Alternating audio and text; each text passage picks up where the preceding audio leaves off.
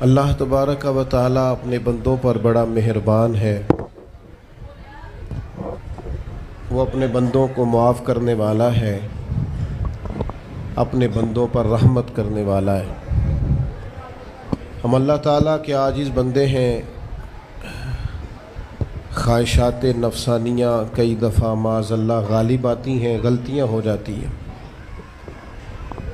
اور ان غلطیوں کی پاداش میں انسان اپنی جان پر زیادتی کرتا ہے۔ اللہ تعالیٰ معاف کرے تو اس کا سفر اللہ کے عذاب کی طرف ہوتا ہے۔ اب ہمیں یہ حکم ہے کہ ہم سب بار بار استغفار کریں، اپنے رب کی بارگاہ میں اس کے حضور توبہ کریں، اللہ سے معافی کے خواستگار ہوں۔ نبی پاک علیہ الصلوۃ والسلام نے تعلیم امت کے لیے فرمایا ہے کہ میں دن میں 100 بار اپنے رب سے استغفار کرتا ہوں، بار بار اس کی طرف رجوع کیا جائے، بار بار اپنے رب کے حضور معافی مانگی جائے، اور بار بار جائزہ لیا جائے اپنے اعمال کا، بار بار کوشش کی جائے کہ ہم اپنے آپ کو سنواریں، ہم اپنے آپ کو بدلیں، اپنے اندر تبدیلی لائیں، ہم ایسے اعمال کریں جس کی برکت سے اللہ تعالی ہمیں معاف فرمائے۔ اللہ جزائے، بڑی مہربانی، جزاک بڑی مہربانی۔ کوشش کریں کہ ہم بار بار اپنا حساب کریں، محاسبہ کریں۔ ہمارے ہاں یہ ہوتا ہے کہ لوگ اپنی جسمانی صحت کا تو بڑا خیال رکھتے ہیں کہ میری طبیعت ٹھیک نہیں، ٹیسٹ کرا لوں، یہ چیز کھاؤں، یہ نہ کھاؤں، میں غور کروں کہ کس چیز سے میری طبیعت خراب ہوتی ہے، کس سے بہتر ہوتی ہے، اس کا بڑا لحاظ اور خیال کیا جاتا ہے۔ لیکن روحانی زندگی کس سے برباد ہوتی ہے، کون سے گناہ ہیں جو باطن کو اجاڑ دیتے ہیں، دل کو تباہ کر دیتے ہیں، اخلاق کا جنازہ نکال دیتے ہیں، اس پر ہم غور نہیں کرتے۔ اپنی ساری زندگی اپنا ظاہر سنوارنے میں گزار دیتے ہیں، اور دل جس پر رب کریم کی نظر کرم رہتی ہے اس پر ہم توجہ نہیں کرتے۔ سب سے پہلے تو اپنا محاسبہ کریں زندگی میں۔ حضرت عمر رضی اللہ تعالیٰ عنہ ایک جملے میں بات بہت بڑی ارشاد فرما گئے۔ آپ فرماتے ہیں کہ اپنا حساب کرو اس سے پہلے کہ تمہارا حساب کیا جائے، پھر حساب کیا جائے گا تمہارا، پھر مشکل ہوگی۔ تو ابھی سے اپنا حساب کیا جائے۔ اب ان لوگوں کا معاملہ ہے جو دنیا سے رخصت ہو گئے۔ انسان خیر اور بدی اس کا مجموعہ ہوتا ہے، انسانوں میں نیکیاں بھی ہوتی ہیں، کمزوریاں بھی ہوتی ہیں۔ اب ہم میں سے جو دنیا سے رخصت ہو گئے ہیں ان کے تعلق سے ہمارے کوئی ذمہ داریاں ہمارے ذمے بچتی ہیں۔ ایک تو ہم سب کا معاملہ ہے، وہ میں نے پہلے عرض کر دیا کہ ہمیں اپنا حساب کرنا ہے، اپنے معاملات کو دیکھنا ہے، استغفار کرنا۔ پھر یہ کہ جو لوگ رخصت ہو گئے ان کے لیے کیا کریں۔ تو چونکہ انسان میں کمیاں بھی ہوتی ہیں، خوبیاں بھی ہوتی ہیں، تو سب سے پہلے تو اللہ کے حبیب علیہ السلام نے ہمیں فرمایا ہے کہ اذکروا محاسن موتاکم، جب تم میں سے کوئی رخصت ہو جائے تو اس کی اچھی اچھی باتوں کا ذکر کرو۔ ایسا نہیں کہ انسان میں ساری خوبیاں ہی ہوں گی، لیکن تم خوبیاں تلاش کر کے ان کا بیان کرو، تم زمین پر اللہ کے گواہ ہو۔ ایک تو جب بھی کسی جانے والے کا ذکر کریں خیر کے ساتھ کریں، بھلائی کے ساتھ کریں، اچھے لفظوں کے ساتھ کریں۔ کہیں کوئی کمی یاد آئے بھی تو اب اسے چھوڑ دے، وہ بندہ رخصت ہو گیا، اس کا ذکر خیر کے ساتھ کرنا، اس کو ذہن میں ضرور بٹھائیں۔ دوسری بات یہ کہ جب کوئی دنیا سے جائے تو اس کی طرف سے ایصال ثواب کریں، یعنی ایسے اعمال کرے جن کی وجہ سے اسے ثواب پہنچے۔ اب ہمارے ہاں جو رسم و رواج بعض بن گئے ہیں، بڑی بڑی دیگیں، بڑے لاؤ لشکر، نامی گرامی بندہ ہے تو نامی گرامی آؤ جاؤ تو کھانے تو بڑا جلسہ تو پتہ لگ جائے لوگوں کو۔ تو پہلے تو یہ یاد رکھو جس کام میں تھوڑی سی بھی ریاکاری ہو اس پر اللہ کی بارگاہ سے اجر کی امید کیسے رکھتے ہو؟ جب تک عمل خالص لوجہ اللہ نہیں ہوتا، جب اس پر ثواب مل نہیں رہا تو جائے گا کیسے؟ جتنا آپ عمل چھپا کے کریں گے، جتنا آپ عمل اللہ کی رضا کے لیے کریں گے، اتنا ثواب زیادہ ہوگا، جانے والے کو فائدہ زیادہ ہوگا۔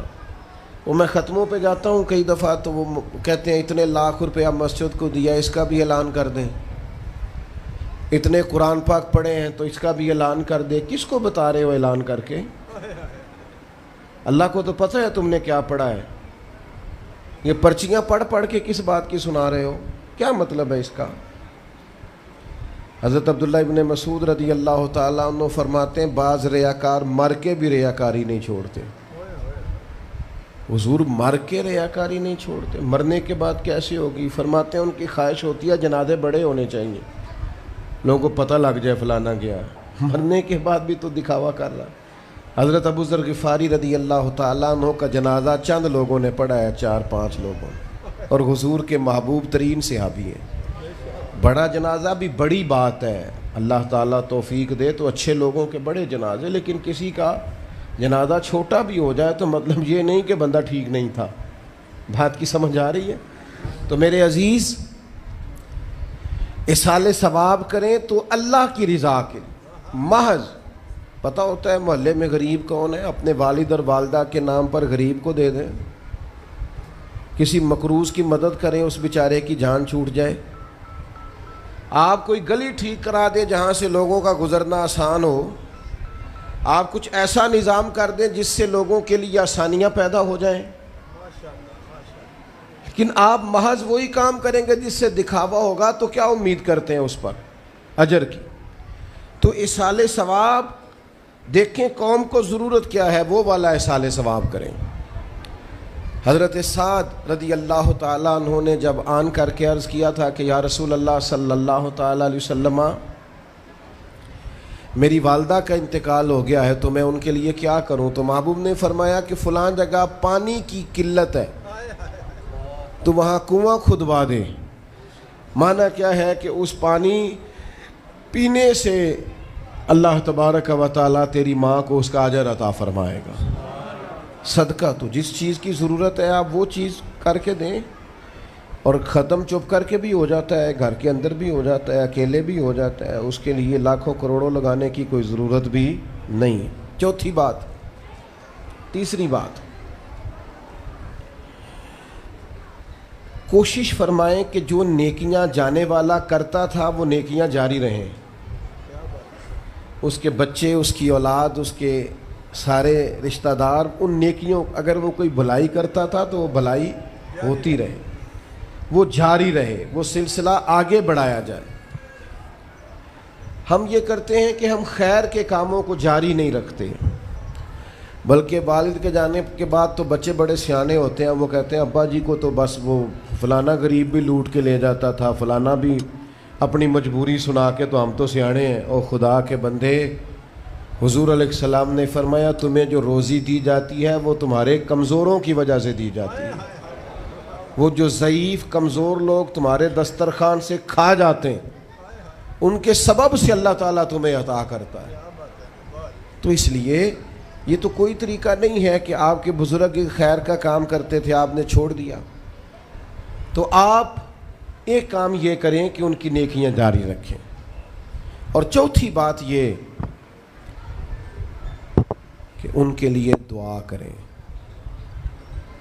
دعا ہمیں حضرت ابراہیم نے سکھائی ہے، سورہ ابراہیم میں موجود ہے، ربنا اغفر لی ولوالدی، یا اللہ مجھے بھی بخش دے اور میرے ماں باپ کو بھی، وللمؤمنین یوم یقوم الحساب، اور جس دن تو حساب لے اس دن سارے مومنوں کی بخشش فرما دے۔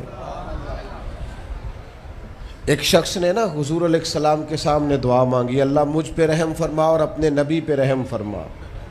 حضور فرمانے لگے تو نے اللہ کی رحمت کو محدود کیوں کر دیا ہے؟ تم کہہ سارے مومنوں پہ رحم فرما، سب پہ رحم فرما۔ بھائی سب کے لیے دعا مانگیں۔ یہ 2-4 بچوں کا موبائل کا مسئلہ رہ گیا، باقیوں کا بیٹا بیٹھ جاؤ، پیارے بیٹے بیٹھ جاؤ، پتر بیٹھ جاؤ، آپ بھی بیٹھ جاؤ بیٹے۔ آپ بیٹھ کے بنائیں، اس میں کیا رہ جائے، کھڑے ہوتے ہیں بیٹا تو پچھلوں کو دقت ہوتی ہے۔ سنو، زیادہ غور سے سنو، میں تھوڑی تقریر کرنے والا مولوی ہوں، لیکن یہ اللہ کا فضل ہے کہ میں اگر 20 منٹ بات کروں گا تو اس 20 منٹ کے اندر آپ کو کوئی 20 سبق ضرور حاصل ہوں گے انشاءاللہ تعالی۔ ہاں، وہ کوشش ہوگی کہ وہ جتنی بات ہے وہ تربیتی ہے۔ وہ بعض دوستوں کا خیال ہوتا ہے لمبی تقریر کرے، میں کیا ہوتے وہ بندہ کر سکتا ہے جنہیں ایک شعر ہی 20 منٹ پڑھنا ہوئے، اجے مزہ نہیں آیا، اجے دوبارہ پڑھو، اجے رل کے پڑھو، تو وہ تو پھر 1.5 گھنٹہ بھی کام چل سکتا ہے۔ تو جس نے ٹو دی پوائنٹ بات کرنی ہو اس کے لیے تو 10 منٹ بھی بڑے ہوتے ہیں، اور ویسے بھی تقریریں پیٹ بھرنے کے لیے نہیں ہوتی، عمل کرنے کے لیے ہوتی ہیں۔ اب تو میں ویسے بھی ذرا مصروف زیادہ ہو گیا ہوں، بہت ساری جگہوں پہ جا نہیں پاتا، تو ایک جگہ میں گیا تو ایک بزرگ مجھے کہنے لگے پچھلی دفعہ تسی 40 منٹ تقریر کی تھی سی، عید کی زیادہ کرنی۔ میں کہا 40 منٹ والی تے عمل ہو گیا جی۔ تو اگر تقریریں کانوں کی لذت کے لیے سننی ہے تو سنتے رہیں، پھر تو کئی راتیں لوگ جلسے سنتے ہیں۔ مقصود کیا ہے، نتیجہ کیا ہے؟ جو عرض کر رہا ہوں اس پر غور کریں، سب کے لیے دعا کریں۔ ایک بات خاص کرنے لگا ہوں، حضرت ابراہیم نے تو بخشش بھی سب لوگوں کی مانگی، حضور علیہ الصلوۃ والسلام بھی دعا کرتے تو امت کے لیے دعا کرتے۔ کبھی اپنے بھائی کے لیے بھی تو دعا کرو نا یار، اللہ تعالیٰ اسے بھی ذرا زیادہ روزی دے، بھتیجوں کے لیے بھی دعا کرو، بھانجوں کے لیے بھی کرو۔ توجہ ہے آپ کی میری بات؟ ادھر دیکھیں جی، غور کریں بات۔ ویسے دعا کرنی چاہیے کہ نہیں محلے داروں کے لیے کہ یا اللہ ادھر والا پڑوسی بھی امیر کر دے، تو ایس پاسے والا بھی ہنس دے ہو ہاں نہ نہیں کر دے، یہ دعا مانگنی چاہیے کہ یا اللہ میرے پڑوسیوں کو۔ نہیں آپ بول ہی نہیں رہے، تسا کتوں منگنی دعا؟ منگنی چاہیے نا، مانگتے ہیں ہم۔ ایسی ہوا چلی ہے کہ ہر شخص سوچتا ہے تمام شہر جلے بس ایک میرا گھر نہ جلے۔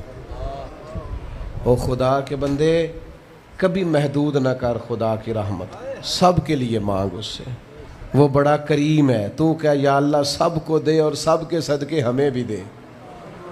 لیکن ہم نہ دعاؤں میں بھی اپنا ظرف اور حوصلہ بڑا نہیں کرتے، گنجائش پیدا نہیں کرتے۔ دیکھو داتا گنج بخش علی حجویری رحمۃ اللہ علیہ نے لکھا ہے کہ ایک بندہ نہ حج کرنے گیا تو ہر جگہ دعا مانگتا تھا، یا اللہ میرے دوستوں کو نیک کر دے، یا اللہ میرے دوستوں کو نیک کر دے۔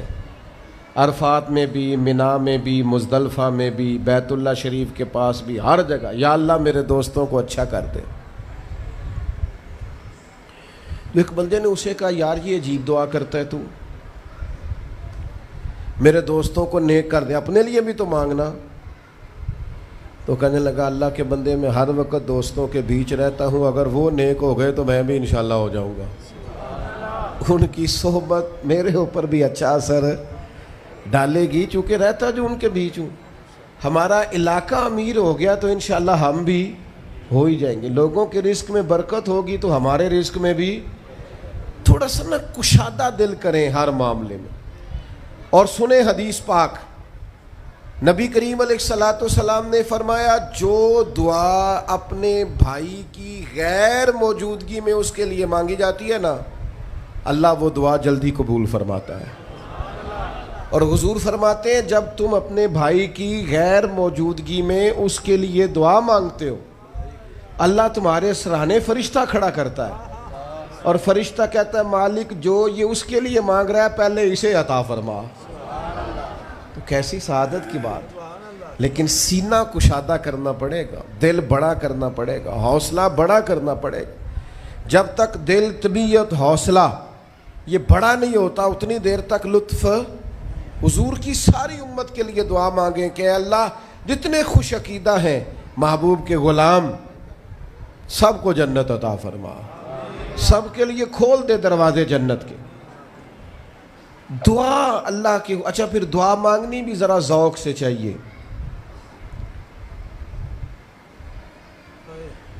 کسی بندے نال ذاتی کام ہوئے، ذاتی کوئی لوڑ پہ جائے وہ کیویں کرائی دا پلا جی؟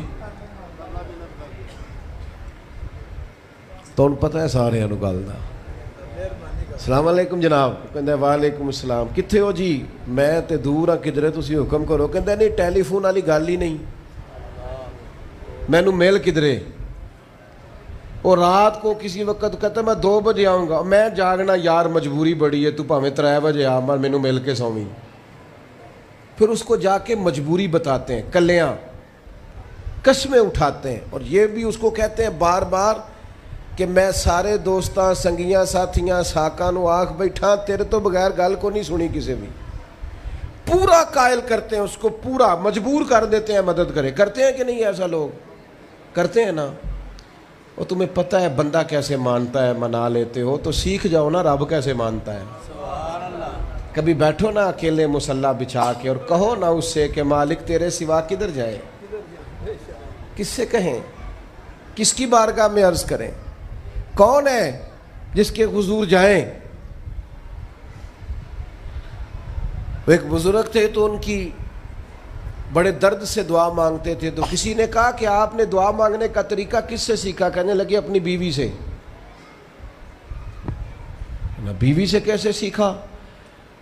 तो वो कहने लगे मेरी बीवी को कोई काम था, घर का कोई खर्चा उसने मुझे बताया,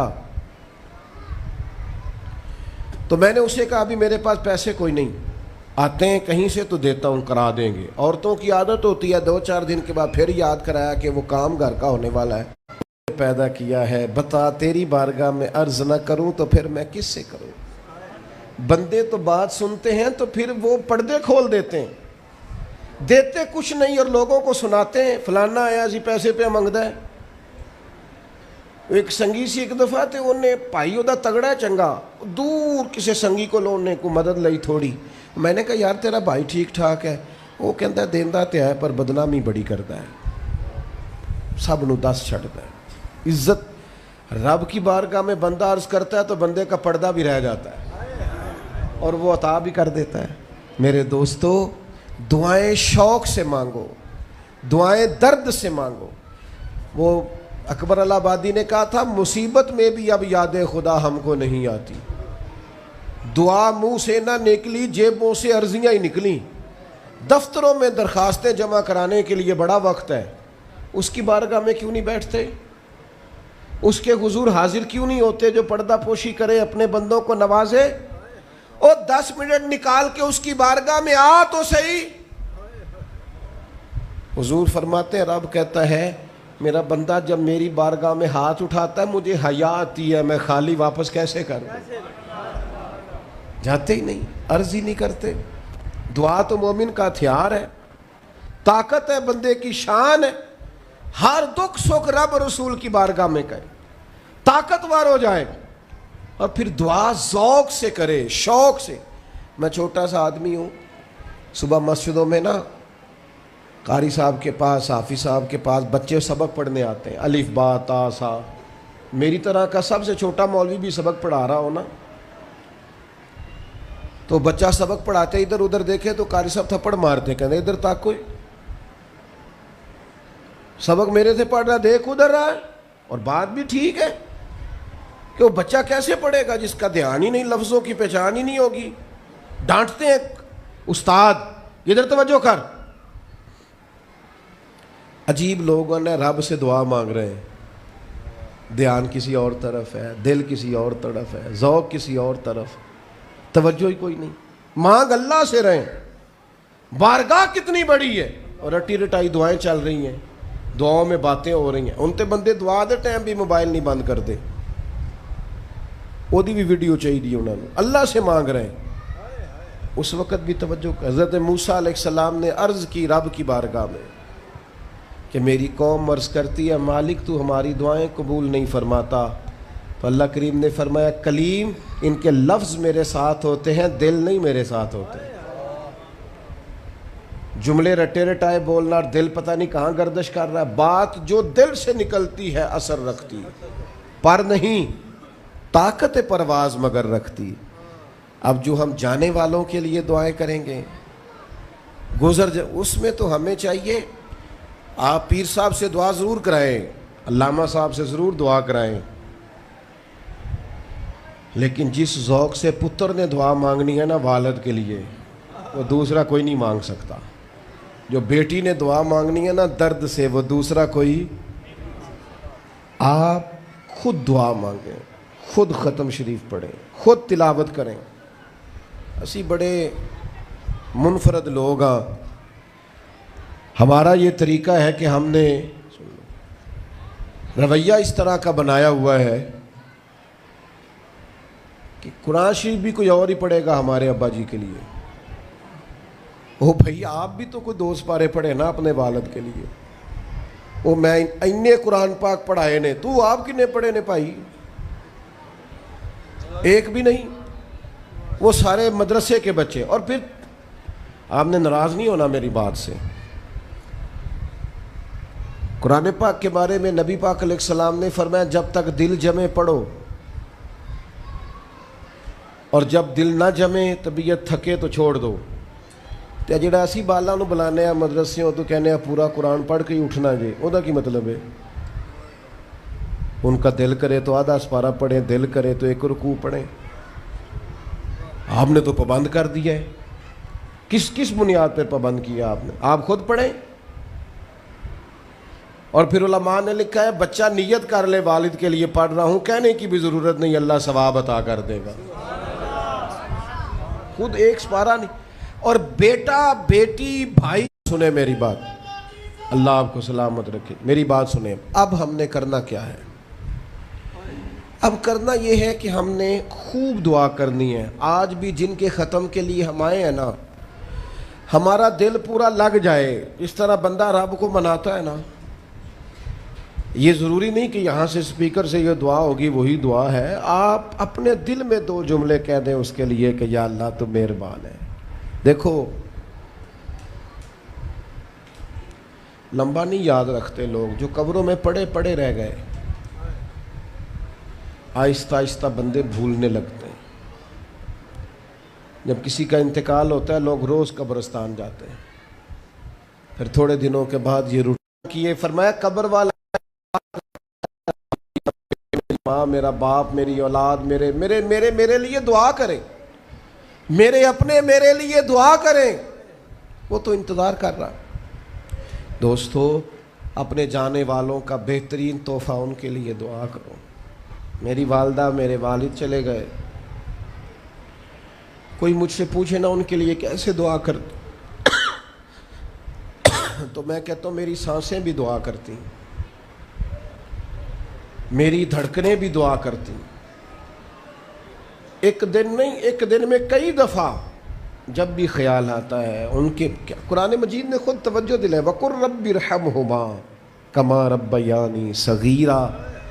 اللہ کہتا ہے کہو اے اللہ ان دونوں پہ رحم فرما، جب میں چھوٹا تھا تو میری انہوں نے پرورش کی تھی۔ رب نے دعا سکھائی۔ بھائیو صرف مسلمان کا آج موبائل بھی آباد ہے، فوٹو بھی آباد ہے، اور دسترخوان بھی آباد ہے، اور ہوٹل بھی آباد ہے۔ جس چیز کو آباد نہیں کرتے وہ مسلح ہے۔ مسلح کمزور ہے، مسلح طاقتور ہونا چاہیے۔ وہ بندہ طاقتور ہے جسے اللہ سے جڑنا آتا ہے، دعائیں مانگنی آتی، التجائیں کرنی آتی، خوب دعائیں مانگیں، خوب اس کی بارگاہ میں حاضری دیں۔ آخری بات آپ سب کے لیے میری یہ ہے کہ ہم سب نے دنیا کو چھوڑ کے جانا ہے۔ ہم دنیا میں اچھے عمل کرنے آئے ہیں۔ جڑا بچہ اتوں پردیس گیا ہے نا، ابا جی نے پلاٹ ویچیا ہے تے اماں نے زیور ویچیا ہے، تو وہ باہر کام نہ کرے، تو جڑے اتوں کو بندہ جائے وہ کہندے یار تو کڈا بے وقوف ہے، تیری ماں پیو نے جڑے کام کر لیا تو وہ کردا ہی نہیں، پہلا پھرنا ہے۔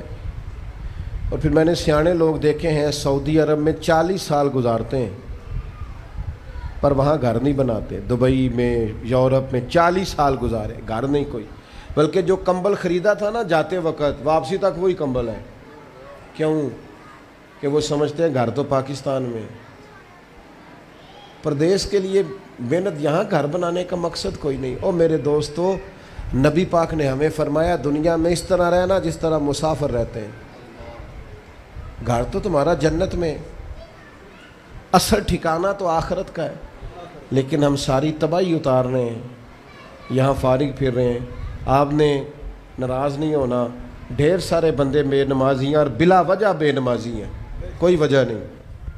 جو بندہ کہتا ہے نماز کے لیے ٹائم نہیں ملتا، جھوٹ بولتا ہے، کیونکہ رب کہتا ہے لا یکلف اللہ نفسا الا وسعها، جو بوجھ کوئی اٹھا نہ سکے میں ڈالتا ہی نہیں۔ تو ہم نماز پڑھ سکتے تھے تو اللہ نے فرض کی ہے، ٹھنڈے اے سی لگ گئے، اب فجر میں آنکھ ہی نہیں کھلتی۔ او خدا کے بندو، اس وقت سے ڈرو جب اے سی بھی ہو، کمرہ بھی ہو، پر نیند ہی نہ آئے۔ آج نیند ضرور کرو پر غافلوں والی نہ کرو۔ فجر کی نماز بر وقت، آج کل ہی تو موقع ہے فجر پڑھنے کا جب رات چھوٹی، اب بھی تو مزہ آتا ہے، بندہ تھوڑی قربانی دے کے اٹھتا ہے، یہی تو ٹائم ہے کہ آپ وقت پہ آئیں۔